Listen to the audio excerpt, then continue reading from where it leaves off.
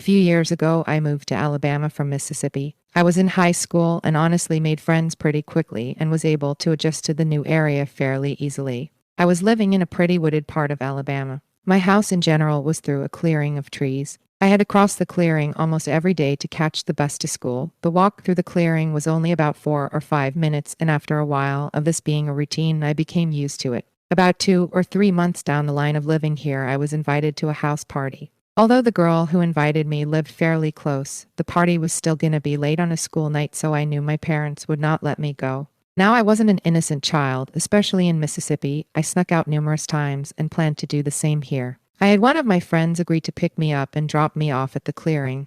On the night in question, pretty much everything went to plan. I snuck out at 8 and ran through the clearing to meet my friend. I want to mention that this was around September in Alabama. In Alabama, during the summer and fall, it doesn't start getting late until 8, so when I left, it was still fairly bright out. I made it to my friend's car in no time, and we left. The party lasted for about 3 hours and nothing out of the ordinary happened. I will admit that I had a small sip of alcohol, but it was nothing that would intoxicate me, just a sip to show off to other kids at the party. Anyways, I was brought home and dropped off at the clearing. Of course, at this point, it was late and dark, but I had walked this clearing hundreds of times, so that wasn't even anything that crossed my mind. I got out of the car and started walking down the clearing. About a minute into my walk, I heard a crunching sound coming from the woods in front of me. It sounded like leaves were being stepped on. Being so close to home, I just tried to ignore it for the most part. That is until the sound started to sound more defined and hard. It was almost as if whatever was making the sound was trying to be quiet but couldn't. This is when I finally stopped and started looking through the trees but saw nothing. For a while, I was looking around and the sounds completely stopped, but only a moment later, they started back. Like I said before, it seemed like whatever was making the sound was trying to sneak but couldn't. It was almost like someone tiptoeing to scare you, but they were still very loud and noticeable. One thing I do want to point out is that the sounds were coming from the direction of my house, so I was walking toward them, but they sounded like they were in the distance. It's fairly hard to explain, but they sounded close, but not close, and after minutes of just listening, I didn't know what to do. I was glancing back and forth at the woods as I continue up the clearing. I did have my purse on me, so I decided to try to find my phone, but of course, I couldn't see it. I was probably less than a minute or two from my home when suddenly the crunching stopped. I stopped to listen out for the sound, but then I heard this loud grunting. It felt like it was less than a few feet within the trees, but sounded almost like a mix of grunts and howls. I immediately turned around and dashed away from the area.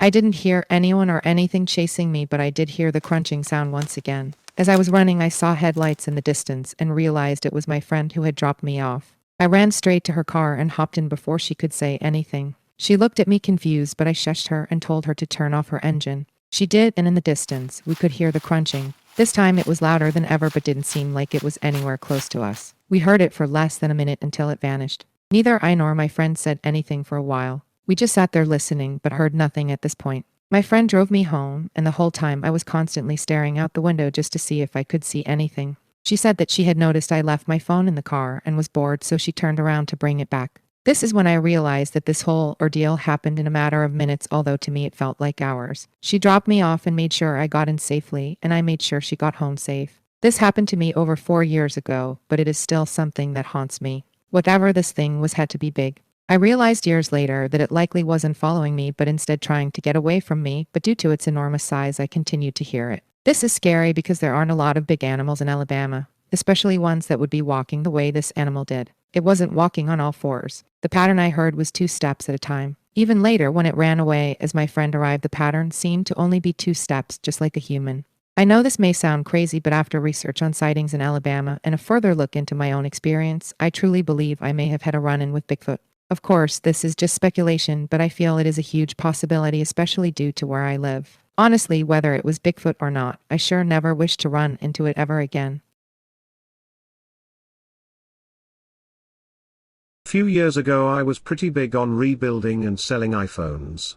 I've always been quite tech savvy, and after a while of me doing it, it had become one of my easiest sources of income. On a good week I could make $500 to $800, and you have to keep in mind I was just rebuilding old phones from parts that I usually bought for a few dollars. I usually got these parts from people off Craigslist because that's where I got the best deals. It was a Sunday night, and I was searching for parts when I came across the deal of a lifetime. There was a guy who was selling a bag of parts with a few batteries included for only $20. Anybody who has ever gotten their iPhone battery replaced or restored might know that it is one of the most expensive processes. Even for older phones like the 6, it can cost you $50 just for the battery and even more to have it installed. The batteries that he was offering was for 8s and up, which were considered fairly new at the time.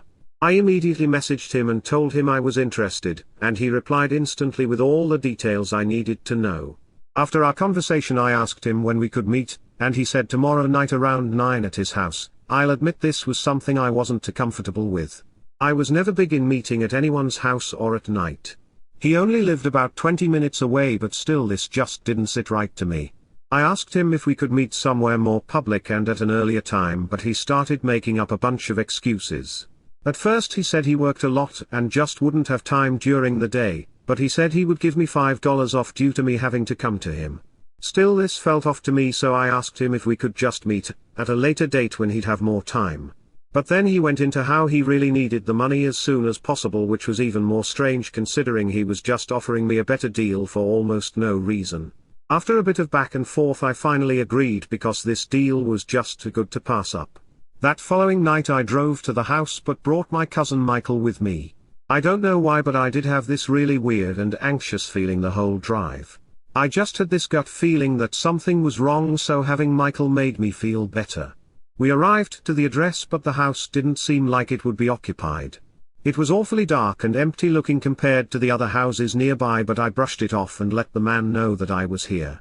He replied back asking me to come in. I asked him if he could meet me outside at least halfway, but he told me he was gathering all the parts for me, so it would be better to meet inside. At this point I took a minute or two to debate everything. This was a great deal, but the red flags were just everywhere and I was no longer comfortable. I decided that the deal was too good to be true and that I was better safe than sorry, so I texted the man letting him know that I changed my mind. He instantly texted me back trying to get me to still do the deal by saying he needed the money really bad, but at this point I ultimately decided I just wasn't here for it. I texted him back to let him know that I had changed my mind, but I appreciated the offer and would leave him $10 in his mailbox just because I felt sorry for him. He started texting back, but at this point I was backing out of the driveway. I was about halfway down the driveway when I heard my cousin scream. I looked forward and saw 4 guys running to the car, all holding long sticks and covering their faces with black wraps. They were banging on my hood and windows and trying to open my door. I quickly put my car into reverse and backed up, knocking a few of the guys down. As soon as I got out of the parking area I sped off. It took us a few minutes to come to our senses and call the cops. According to the local police, this was one of the worst cases they had seen in a while, and I was lucky that I didn't go into the house. When the cops went into the house they found no one, but scattered all around one of the rooms was a bunch of human remains. The remains were all only a few weeks old and apparently the victims had been dismembered and eaten. The house of course was actually empty and the people I saw had only been living there a few weeks. Sadly to this day I have no updates from the police and I'm pretty sure the case has gone cold.